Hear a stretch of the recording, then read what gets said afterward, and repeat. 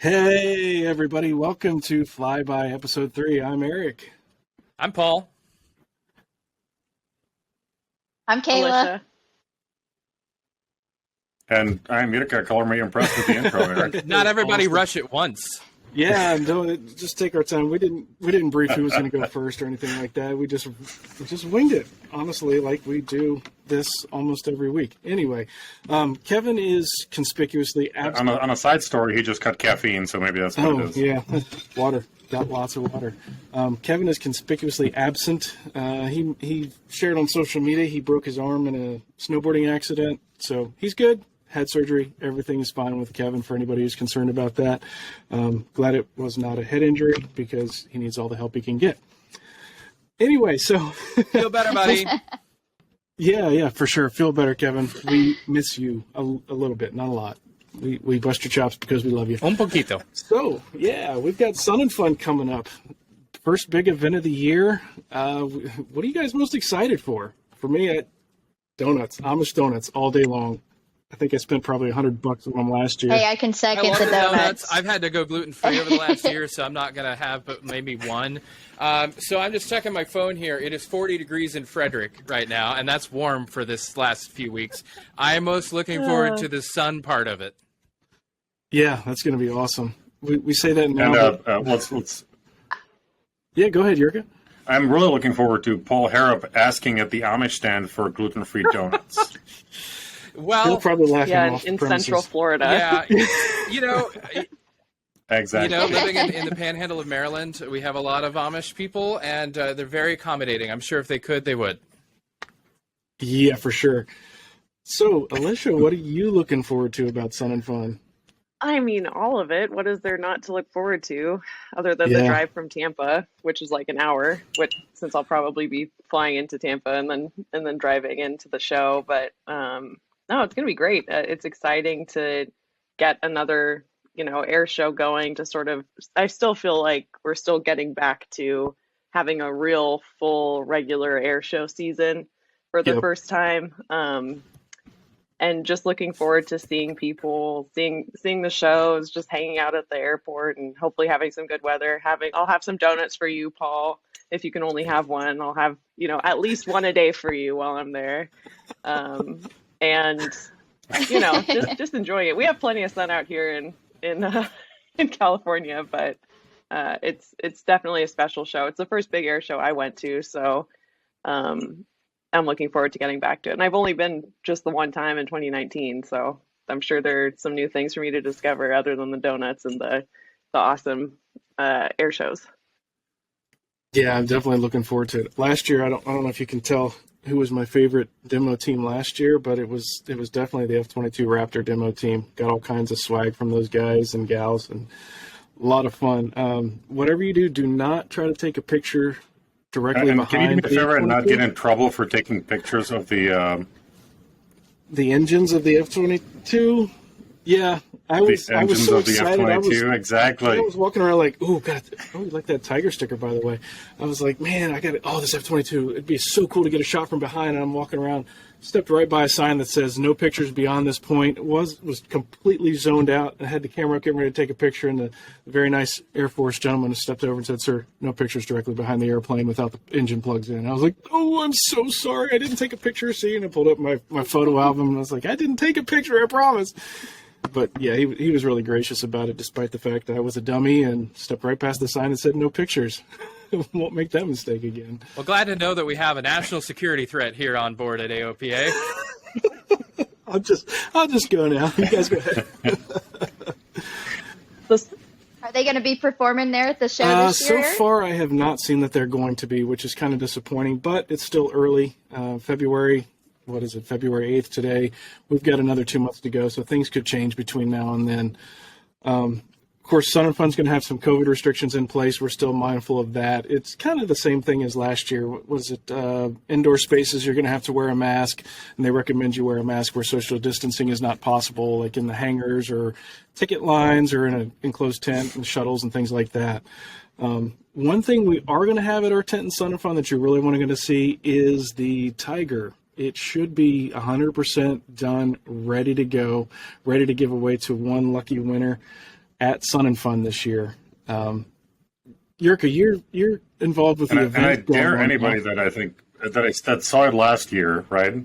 Oh, Anybody that saw it last year and took a picture of it, they should bring the picture, because the before and after is going to be pretty epic. And you're even allowed Yeah. to take pictures with the engine cowls off on the Tiger. That was going to be my question, Right. Paul. I got this for you, Paul. Yeah. So who's going to be flying it No down? more pictures to for Eric in Sun- the baggage compartment, though. Yeah. Oh my goodness. Yeah, that was a tight squeeze. I've put on a couple Amish donuts since then, so maybe I won't be able to fit in there again. Flying it to Sun and Fun, the hope is that once it gets out of paint and interior, we're going to fly it west. Kevin's going to take it out to Denver and California and fly it around out there a little bit, and then fly it back. Still tentative whether he's going to fly direct to Sun and Fun or if he's going to fly here to Frederick, and he and I are going to go down to Sun and Fun together in the Tiger. So a little bit more planning to do on that. It also depends on how long it takes the Tiger to get done. There's been a lot of supply chain issues and delays going on there, but it'll be done by the time Sun and Fun rolls around. I'm really excited. Yeah, to for see sure. it. I'm looking forward to flying it again. Yeah, actually, Yurka, you haven't been in it. We were going to get you in it, but our schedules couldn't work out to get you in. But at least now you'll be able to get in it with a nice interior and won't have foam all over your back and mystery stains from sweat. And, You just wanted to get it ready for my precious rudder, so I could sit comfortably. let's right? go with rudder, yeah. So can you tell us anything about the AOPA campus this year? What's going to be different? Maybe what's going to be new? Or is that still in development stage? There's going to be a little bit more airplanes on the campus, right? We just talked about the Tiger. The layout will be a little bit different again. We're trying things out a little bit, but we will have more AOPA folks for everyone to talk to, from legal folks to Pilot Information Center. So that's probably the biggest thing that I think pilots want to see us for, is help them out, ask questions, meet some of the AOPA crew, and we'll be there in full force for that. The seminars will be cut back, but that's partly because kind of anticipating still some restrictions. Right. But I think everybody's stoked to see a lot of pilots and meet up with a lot of our friends, because I don't know, we had some events last year, but I don't know about you guys, but I still feel like we haven't fully gotten into the world of events just Yeah, yet. no, it'll be for really sure. good to get back to it. High Sierra was a bit of a fix, and we had a few things. And, yeah, for sure. It'll be really good. Although, I'll tell you, Eric, since you asked I that was question just- in the beginning, my favorite thing, Yeah. and that's super secret, and that's both Oshkosh and Sun and Fun, is to actually steal borrow one of the carts at the AOPA campus and just drive around, and giving people rides a lot around the campus. Hey, this guy needs to go there. This guy needs to go there. You meet the coolest And personality. they love for you. sure. And they love you because Yeah. you're keeping That's them a from having to fact. walk, Right. a half mile. And it's funny, you can be in the middle of hauling a bunch of boxes. That's how I picked up all of my Instagram followers, actually. All three of them. It's funny, though. You can be on a mission. That's where Hey. all the golf carts went last year. I knew Yeah. it.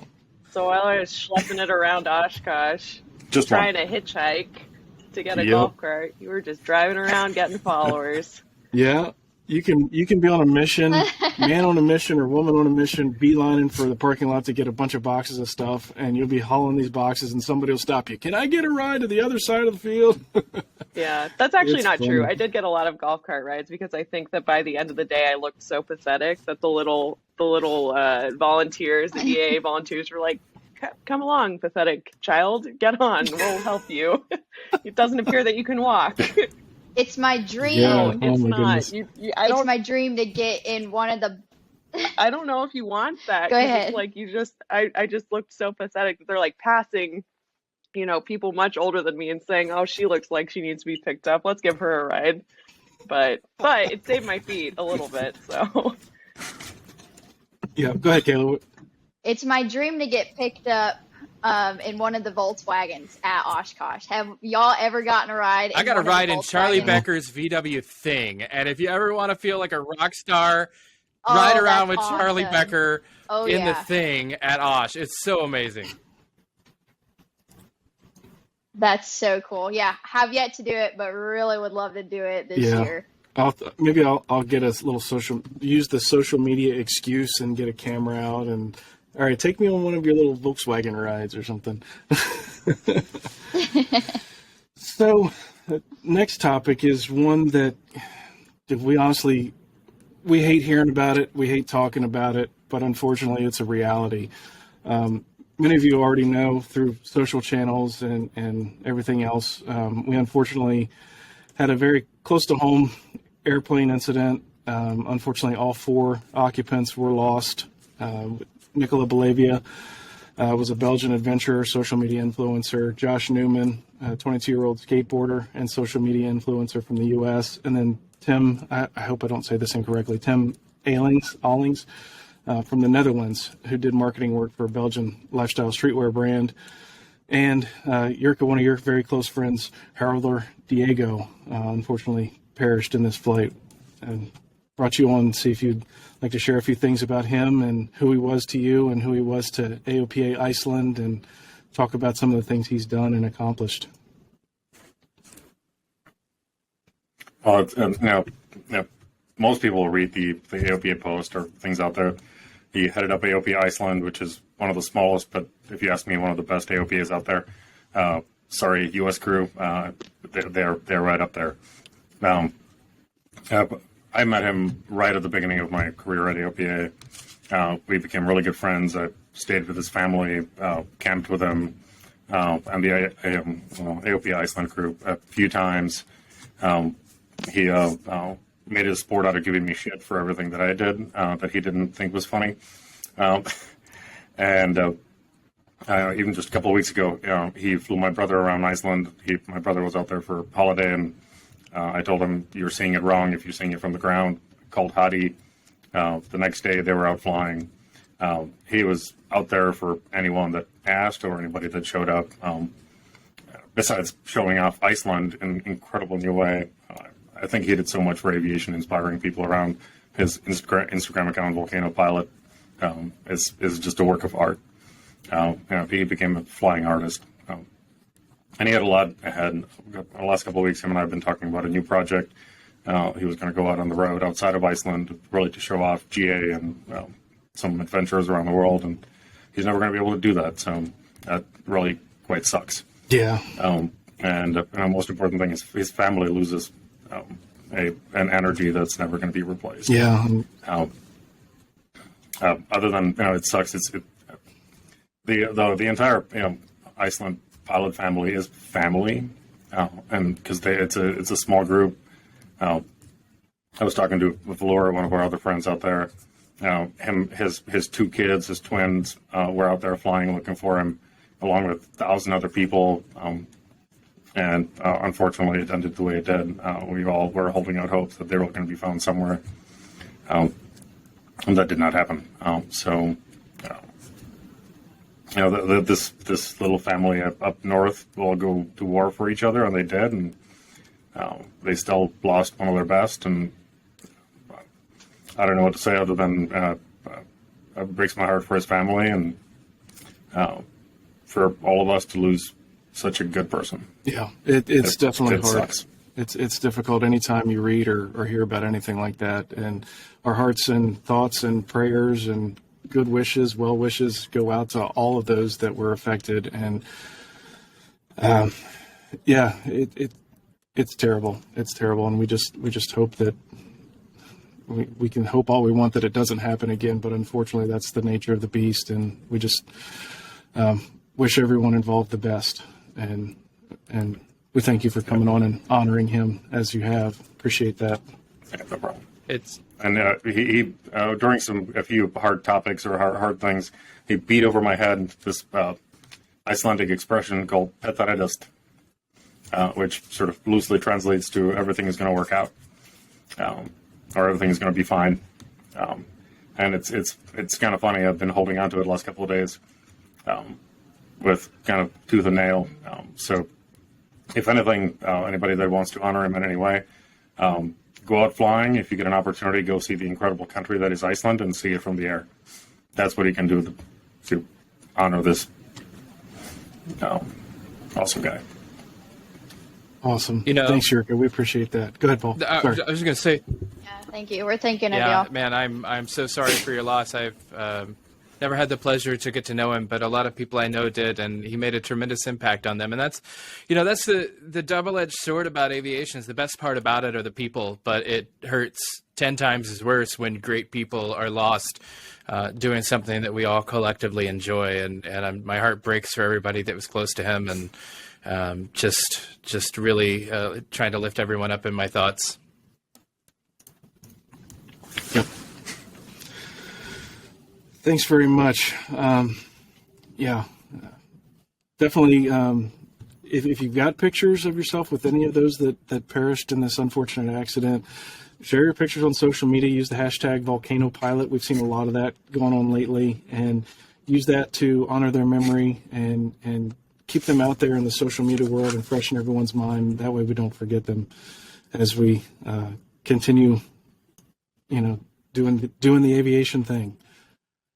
Thank you, Yurka. We appreciate that. I know it wasn't easy for you to come on, but we do appreciate it. Thank you very much. Alicia, Dave, happy to be you're here with you another guys. new face. Yeah, thanks, Yurka. Alicia, you just got back from a pretty incredible trip yourself. Not as wonderful or as beautiful as Iceland, some might argue. But you flew Richard McSpadden's Super Cub the entire way across the United States. You want to talk to us a little bit about that?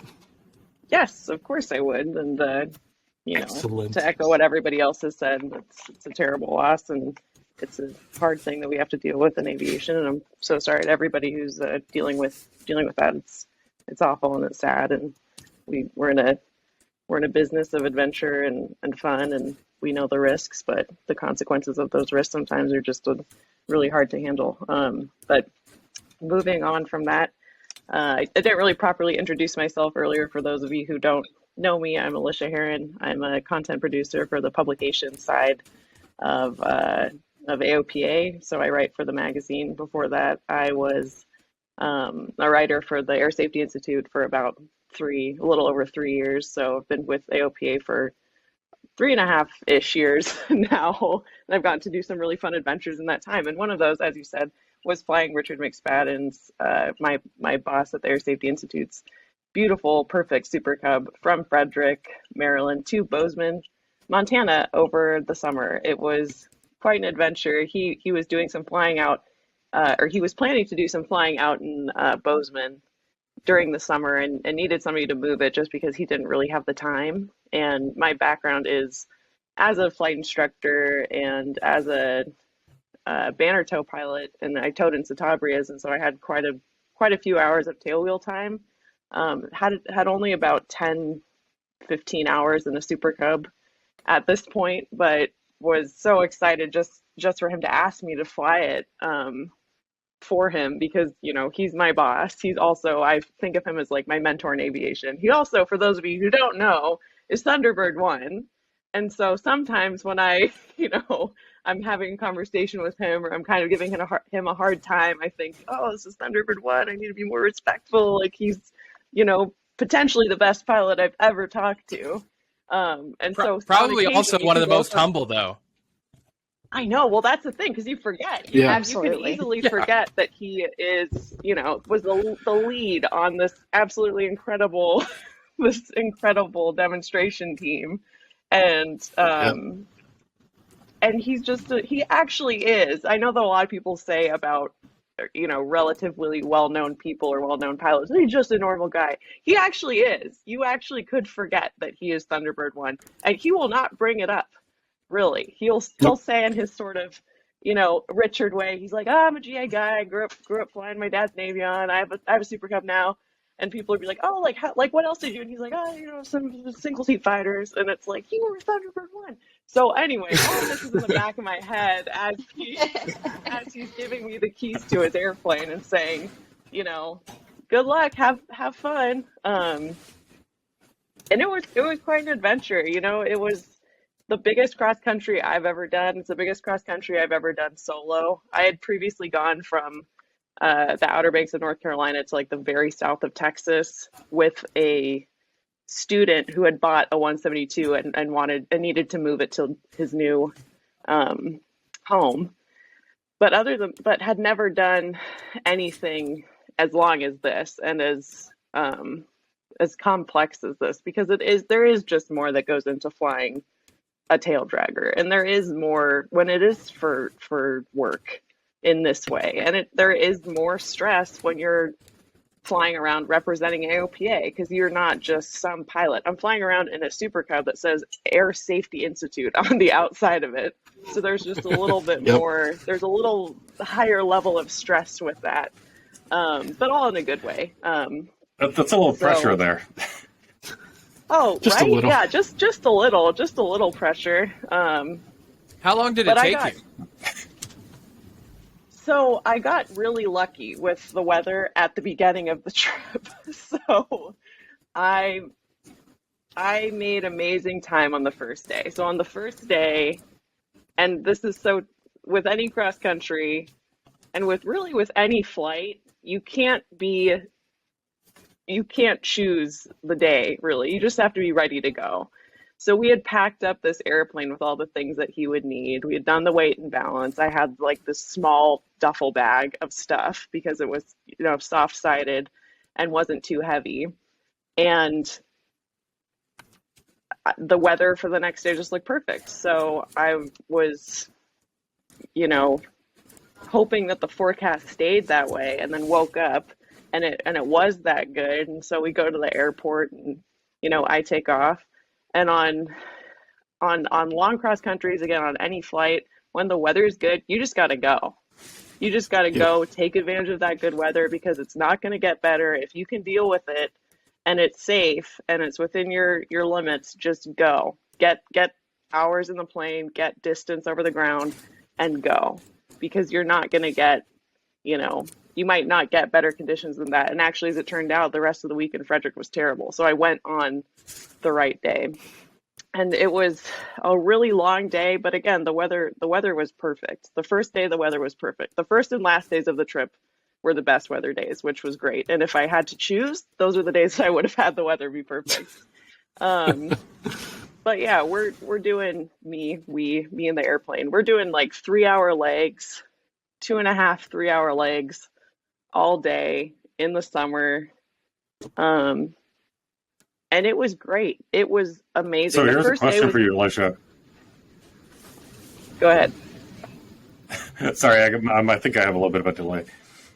Since you were doing 74 2-hour legs or whatever the hell it took you to get to Montana. Yeah, but a lot. So you were probably listening to a lot of music, or since you were flying the safety guy's airplane, did he just give you like Farim on tape and you were supposed to listen to that the entire time? Sirius He XM. didn't. He actually has only Celine Dion on loop in his airplane, and so I disconnected that.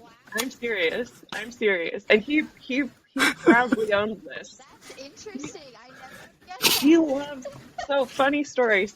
I'm aware he's a big fan. Story. We were driving back, and Yurka, you might have been at this thing, but we had done like an AOPA like dinner in the old town of Tampa, and Richard, and this is again my first air show. I've been working there for 7-8 months. I'm all excited. Richard's like, "Do you need a ride?" I'm like, "Yes, boss, I do. Thanks." And we're driving. The only music he has on his phone is Celine Dion and like 2 songs from Les Mis. And I was like, this is my favorite thing I've ever learned about you. So the Celine Dion thing is true. And no, I did not listen to that. But I had my Spotify downloaded. And I actually like there's this band that I really like that I saw at the Hollywood Bowl sort of on a whim because my friend got tickets and was like, they're really, really good. And they're called Lord Huron. And they had just come out with a new album like the day before this trip. And it's all about like traveling and adventures and mountains. And I was like listening to it, crying in the plane, like, I'm doing it. This is so cool. So I almost listened exclusively Done the same. to that. It was really fun. Sorry, Kayla, what was that? No, I was just gonna say I've done the exact same, like flying over the Rocky Mountains in the T-34, and I'm just looking outside the window, and I'm like, we're doing exactly what this song says, like to do, and I'm just like bawling my eyes out. All right, if we're just being Yeah, no. perfectly honest about music, I will be honest. I listened to Defying Gravity and sing along with it in the airplane from the Wicked That's a good soundtrack. one. That's Yeah. on my flying playlist too. I'm not even Yeah. kidding. Like, I love that song. So where'd you wind up? I- Where'd you wind up the first night? So the first night, after 8 hours in the air, 4 fuel stops, 4? No, sorry, 3 fuel stops, I think, and flying by the Chicago skyline, which was very fun. I ended up at in Middleton, Wisconsin, at Moray Field with some pilots I know out there, and that's a great little airport. And I had a hangar from Jeff Russell that he let me Go put. Maury Field. I know. I think that's where Yurka learned how to fly, and it was really fun because I had been there before and I knew the area to a degree, and so going from like Frederick, which I've actually flown in the Middleton area more than I've flown in Frederick. So by the time I got into Wisconsin, I actually recognized where I was, which was really fun and just this really nice sort of end to that day. And I got to land on this grass field where all these pilots that I really admire and love to fly with fly. And then, I get to go to Jeff Russell, who has a Super Cub, and he does stuff with the RAF. And I think he's doing some stuff with the new Holstein flying this year, but I turn towards his hangar row and he's there and the doors open and I'm like, I can't believe this. This is so cool. So it was just, one of the most wonderful flying days I've ever had. And then I like get my body out of the plane because I've been sitting for so long. I can barely stand. And they're, giving me water and there's the bathroom, do you want a snack, and I'm cleaning the plane, and it was just That was beer, not a water. It really was a water. It really was because I had tactically dehydrated myself for the whole flight. So I wasn't like dehydrated. I'd been drinking water during the flight, but I was not like, I probably was actually a little bit dehydrated because these were long legs and I didn't want to have to stop unnecessarily with the weather that good. So I was, 3 hours. I changed actually my fuel stops because I had a tailwind. I made such good time. I was sending pictures of my ground speed back to Richard because, Super Cubs are not known for their speed, but I was making such good time. I was sending pictures to Richard of my ground speed. I was hauling, What's your and then ground I got speed? What was the ground speed? Like 130 miles per hour. Whoa. Yeah, Going going west west. in a That's Super awesome. Cup. Wow. Going west in the Super Cup. It was incredible. That's awesome. And I almost didn't want to send it because I was like, I'm going to jinx myself by sending this. But it worked out so well, and like I got that extra hour going into Central Time, and then my friends that I was meeting were still at work. By the time I got to Littleton, I was like, I hope I get to my I hope I make it today, and I'm there at like 3:30 or 4, and just chilling, having water. I did, of course, have a beer later, but it was water. And the first. flying was done. Yeah. you Well, fun so I stories got from the kicked trip? out, but I was going to give you a little bit of a hard time about the Funny stories. music thing because it's. Sorry, I got kicked out, but I want to give you a little bit more hard time about the music because I get why Richard doesn't have X. Well, you know what? Does XM have a Celine Dion station? If not, we'll have to let our friends at Sirius know to set one up just for him. I'm pretty sure it does. Yeah. Oh, maybe that's what it is. Maybe he's got the button He super does. glued He shut. does have that, so and I. Yeah, I couldn't change it, so it's just permanently stuck on Celine Dion, which is fine. She has a great voice. I get it, Richard. It's all good, but it's just not for me for that long of a flight. So, He's quick getting a little discount from aside about XM. Middleton, Maury Field, and then I'll shut up about it. But it's one of the only airports that uses goats to mow the lawn. Kara up there brought in this farmer that has these goats to eat back like some briar that was really hard on the machines to clear off. And the goats were a perfect solution. So goats mow Maury Field in Middleton.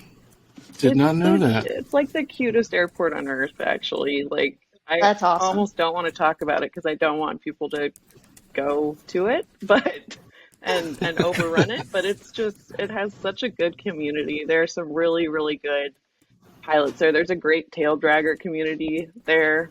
And it's just adorable. There really is something so special about flying in Wisconsin. And you know, you are with that history of EAA, you're with that history of American Champion, you're with that history of Cirrus. You know, Cirrus started a stone's throw away from Middleton. And they have so many grass strips still, which is so different from flying out here in California where we don't really have grass because it's so dry. So flying in a place like that, and it's not flat. Like my impression initially when I had gone out there in 2019 to do the Beyond Proficient story that happened at Middleton, my impression of Wisconsin was it's going to be flat and everything's going to be dead and I'm not going to have fun and everyone's going to be mean to me. But that, of course, is not true. People there are extremely kind. It's very beautiful. It's these like beautiful rolling hills and green fields and red, you know, barns and cows, and everyone's nice. And there's cheese curds and ice cream, and you know the temperature's always the dairy. perfect. Yeah, and it's such a nothing goes cool wrong, airport. and Wisconsin's perfect. Culver's. Yeah, it is such Oh, a that's cool right, airport. Culver's, yeah. It's one of I mean, it's really one I of did. the best. You're right. In my professional opinion. Well, I think I we spent a lost lot of Jessica's time at that audio there at airport the end. So Yeah, I from think I in my lost you. beginning of my career. Well, there we go. I took my first 20 So or from 30 hours of Middleton, flight lessons before moving to the East Coast out there, and it was awesome. I'm sorry, I don't mean to step on you there. Wow, that's a heck of a delay. Yeah. Well, so where did you go? He's completely Where did you gone go on the my second end. day? Where did you wind up the next day? Any you referenced that the weather that second day might not have been as good as that first one. Yes. So I used up all my good luck on day one, it seemed. And I actually was able to just with the time I had available to me, which was another really important thing that Richard did for me to make the trip successful, is he said, you know, there is not a rush on you getting the plane there, which is so different from a typical ferry trip where you're being paid or it's for work. You know, it's typically like, I want it here tomorrow. Good luck getting to northern Maine from Southern California. But that was a huge factor in what made this trip successful, what made it enjoyable, and what it added a layer of safety as well, because I did not feel that pressure for the most part that other pilots in this situation do feel. As day after day, I did get to stay in Wisconsin for a few days because on my way west, I joined up with the Ladies Love Tail Draggers fly out, which started in South Dakota. It had a start date that was, you know, a day and set in stone, so I couldn't really miss that or reschedule that, and that started in Mitchell, South Dakota. But because I had made such good time on the first day, I got to stay in Wisconsin for a few days, do some more flying around there, which again was just wonderful. Got to go explore some grass strips in the Super Cub, use those long northern hours of daylight just until like 9:30 p.m. It was amazing. But the wind in South Dakota in the summer is hellacious. And it was on the day that I needed to go west to get to Mitchell, South Dakota to start the Ladies Love Tail Draggers fly out. It was an easy 35, like easy 35 sustained Mm. and Goodness. wind shear. And of course, it's directly west. It's directly from the direction that I want to go. And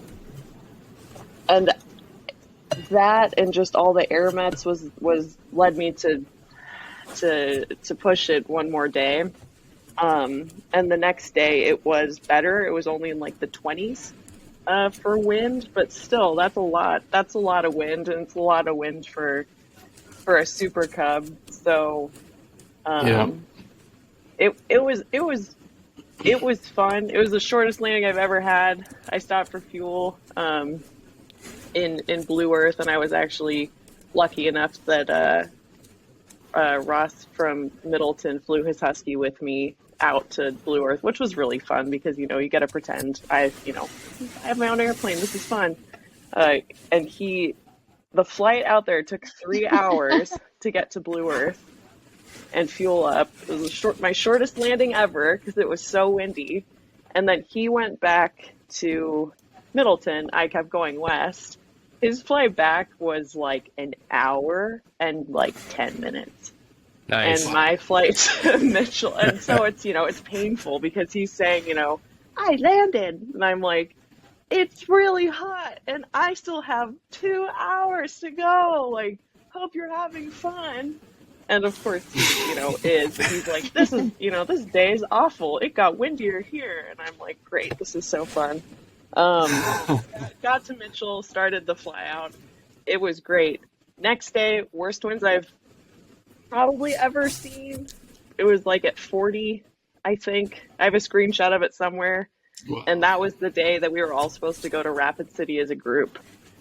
And so that was tough because, there are pilots there who have thousands of hours in their own airplanes, and they were super experienced. They were potentially, from that region, were used to these winds. And I was not even ready to taxi the Super Cub in winds like that. There was a time where in a Citabria going banner towing in this, in a plane that I'm flying all the time and have over 100 hours in, that might have been something I did, but my proficiency level in the Super Cub and it being somebody else's airplane, I just was not willing to do that. Your boss's airplane. My boss, Yeah. Thunderbird 1. Yeah. Yeah, exactly. And he loves that thing. And it was almost, he loves it. He loves it. It's beautiful. It is a beautiful, beautiful airplane. It's from 1993, the last year that they made them, I believe. And it's perfect. It is pristine. And it is, the plane that he flies his children in. It's the plane it's a family heirloom. Like, it is a beloved item. It is just a machine. But no, there's a huge emotional connection, as many owners do, that he has to that airplane. So, and I also, I'm like, this is my plane today. So I also love that plane. And Eric, I'm sure you do. As anybody who's flown it, I'm sure that you love that plane as well. I call it Thunder Cub 1 because he's got the little one with the star circle around it in there. And that's the only way he'll tell you he was Thunderbird 1 is that little sticker inside his airplane. So I call it Thunder Cub 1. Thunder Cub 1. Well, listen, Awesome we'll have to have story, you yeah. on to talk about your banner towing days sometime. That's really fascinating. I sometimes go down the rabbit hole of watching that. Quick Richard story. We'll have to wrap it up here pretty quick, but I was at a fly-in in December, and a guy told me a story. He was coming into the same fly-in a few years ago. He was having gear problems. His lights weren't indicating, and Richard was coming in and heard his problems on the radio, and he said over the radio, hey, I've got a little formation experience. You mind if I form up on you and see if I can identify a problem? And so that's how Thunderbird 1, flight lead of the finest aerial demonstration team on the planet, describes his experience. Oh, I've got a little bit of formation experience. Yeah. That is Richard in a nutshell. Yeah, very humble guy. It really is. He's a humble king. But he's he, awesome. as soon as you let him off the leash, he's got some great stories. I bet. For sure. We should get him on here and have him share a few of them if he's willing. Yeah. That'd be cool. I'm sure he would. I'm sure he'd be willing to tell a story or two. But yeah. Other than that, That'd be terrible cool. winds, and we had to. There was a group of us that ended up waiting until the afternoon for the weather to be not only better at Mitchell but better at at Rapid City because I was just not willing to get to Rapid City and have to deal with some ridiculous crosswind. But we waited it out, and we had enough time to get there in daylight, which was another factor. But it was almost to the point where we were all like, should we just have a drink and just have that be our decision for the day and go in the morning? And sometimes that is the best call. You just say, you know what, I'm just tired of waiting. I've been waiting all day to do this. I don't feel good about this, and I want the decision to be made. So sometimes you have to do that. We didn't do that on that day. Made it out to Rapid City. And then after that, I did have to get it out to Bozeman. There was one more surprise in the weather for me, though. I left the next morning to go to, two days later to go to Bozeman. Weather looked perfect, but as I was getting towards Sheridan, Wyoming, and, you know, everything underneath me is becoming green. You can see the mountains in the distance and there's snow on them. And I'm, you know, getting all emotional about Montana because I went to college there and I'm like, I'm back. And I hadn't been back since I graduated, which is insane. But anyway, it was a great trip. And even though I had to spend the night in Sheridan because of a band of thunderstorms by the Bozeman Pass, you know, made it the next day, kind of very bittersweet that it was the shortest leg of the trip. And, you know, all I wanted to do was have it last a little longer, but, you know, it's not. Well, you could have done that with the winds.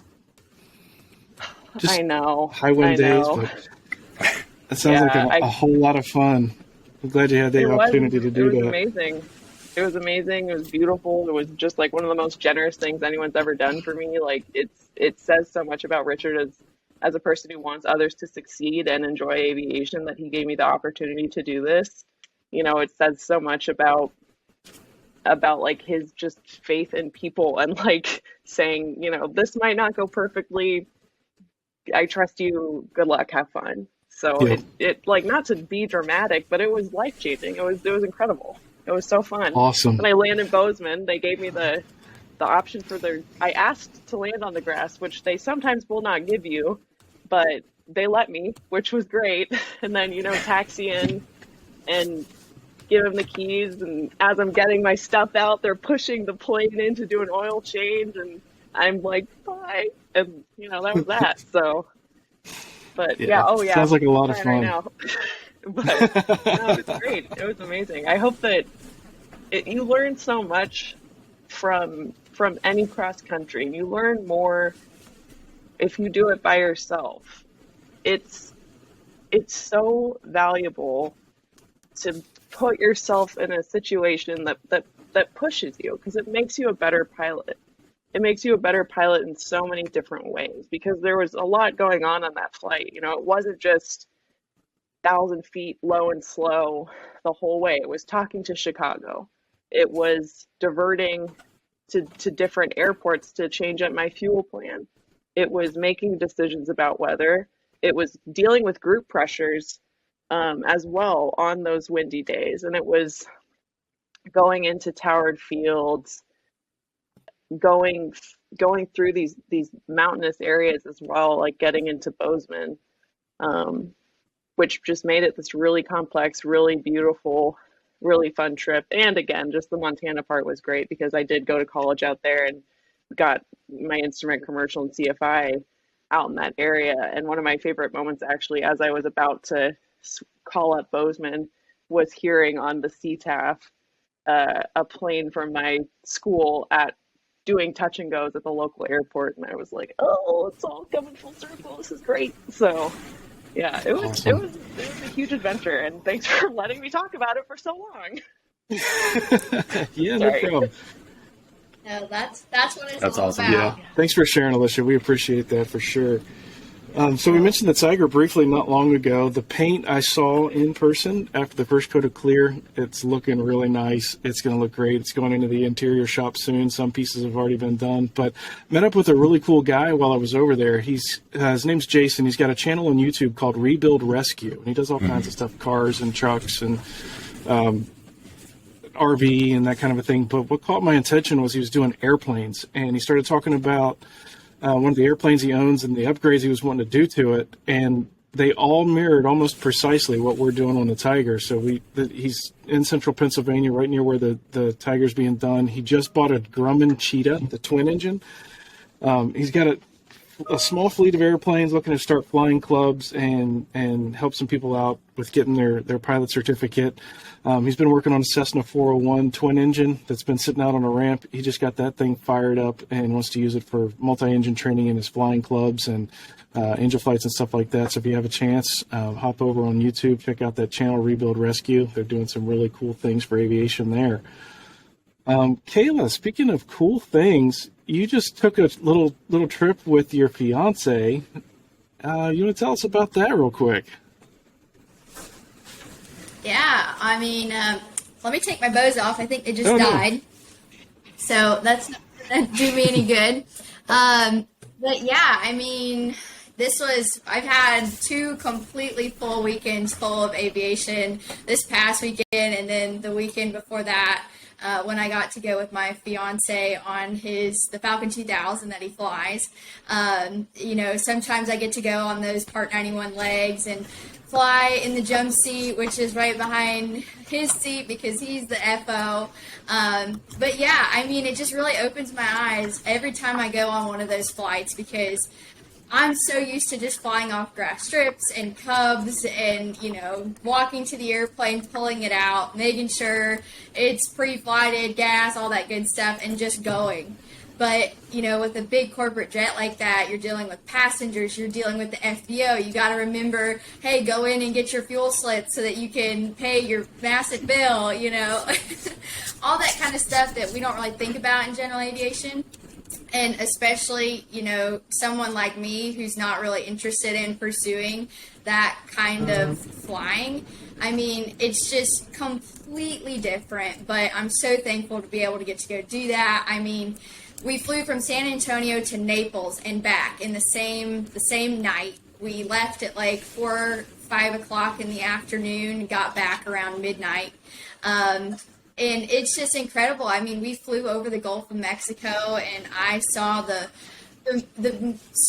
stars in a way that I just can't even describe. I mean, you've got the stars all up here, and then you've got these oil rigs south of Houston covering the ocean for miles and miles, and it's just stunning to be able to see the world, in that way, kind of similar to what Yurka was talking about with his brother being in Iceland. It's like, if you're seeing the world just from the ground, it can't compare to the way that all of us get to see the world from GA. It's like when we're all up listening to music in these airplanes, crossing some beautiful places, and you just start crying. I mean, it's kind of what I wanted to do the other night in the Falcon, just being able to jump on those opportunities.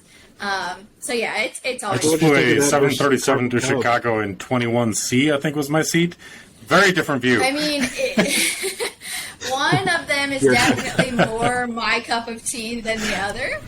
But no, it's fun to go jump on a jet, and it's a magic carpet. It truly is. I mean, it's 2.5 hours over the Gulf of Mexico from San Antonio to Naples, and you land in Naples. Then you say goodbye to the passengers, get back on the jet, and blast right back off. And, I mean, you don't have to worry about 40-knot headwinds like I had to worry about in the Carbon Cub this past weekend going to Triple Tree. And, same stuff that Alicia was talking about. You guys would be so proud of me. We had to climb up to 7,800 feet in the Carbon Cub in order to have... Yes. And you survived. You're here. I survived. It was so cold. It was absolutely frigid up there. It was like 22 degrees. And the Carbon Cub is so drafty. But it was cool because, I mean, we had to wait until we got out of the Atlanta Bravo. So it took us 45 minutes to get out of that before we could go up to 7,800 feet and get a 2-knot tailwind instead of a 35-knot headwind. So in those situations, I'll say it was worth it. Kayla, so I have a box in bulk of toe warmers that I use for snowboarding. Next time you go that high, let me just mail you a couple. Is Yurka there? Yeah, is he Yurka said saying something? He said he was going to send you a box of toe warmers that he uses for snowboarding. Keep your feet warm. Oh, that Yeah. would be awesome. I have a friend said I needed some electric socks. I don't know if you saw Richard. Richard's Facebook or social post recently. He was flying the Cub again, and he got painter's tape, and he taped up all the cracks and everything to keep it from being so drafty. And that it is definitely a drafty airplane. You mentioned. I'll put rag. Oh yeah, in that the works bins. too. You mentioned Triple Tree. What did you do there? What did you see in Chile? I heard there's chili. So we had some chili, that's for sure. Some Nice. spicy chili. Afterburners. But yeah, yes. Each February, it's typically always the first Saturday of February, they host their annual Chili Fly-In. And it's not a crazy large event for Triple Tree compared to like the Triple Tree Fly-In, which is a week-long event. This is more of a everybody flies in for lunch about 11 and leaves about 2 kind of thing. But you just go in and you have a great time with everybody. You go and sit in the heated hangar and you enjoy a nice bowl of chili, their homemade chili that they make by the gallon, not the cup or anything like that. But there were about 200 airplanes there, maybe 250, and easily 1,000 people. They sold 400 bowls of chili, and there were a lot of people there that didn't eat or got a car from a friend that was nearby and drove to Zaxby's or that kind of thing, maybe just because chili isn't their thing. But no, it was just great to kind of get back into that normalcy with Triple Tree. Triple Tree is a very special place for my fiance and I haven't been there in a little while because we moved to Texas. So it was just so awesome being able to fly up there with all my Peach State friends down here in Georgia. We flew up there and a loose gaggle of the Carbon Cub and 2 Super Cubs. So just good old-fashioned. So I got to ask now, you're a Texan. Did you have beans in your chili? There were beans in the chili, yes. And I know it's like a sin if you have beans in your chili. It's not a chili at that point. But Man, you and Rich O'Toole. That's don't just as a former Texan. Don't tell anybody back in Texas that you put beans in chili because that, yeah. Yep, I've heard it. They had a chili cook-off there at the airport for New Year's, the airport that we're on, and the chilies that had beans in them were put into a completely different category. Rightfully so. So I'm like, all right, I know. Yes. Oh my goodness. Well, on that contentious topic, I think that's going to be it for this week. Yurka, why don't you send us out? Just put you on the spot. All right, put me on the spot. Well, on that note, thanks for inviting me on, you guys. Love the chats that you guys are doing, and I appreciate being able to talk about our good friend and sending him off. And make sure you keep an eye out for some of his pictures. They'll be following us around in aviation for some time. And Alicia, that sounded like a really fun adventure. I'm going to be on Richard's rudder to get access to that airplane. Yeah. That's right. And in the meantime, I hope to see you guys at probably the earliest I'm going to see you all in like real life and not 2D COVID style is Sun and Fun, right? Sun and Fun. We'll see you there. All right. I'll see you there, you guys. Sun and Fun. See ya. See ya. Bye.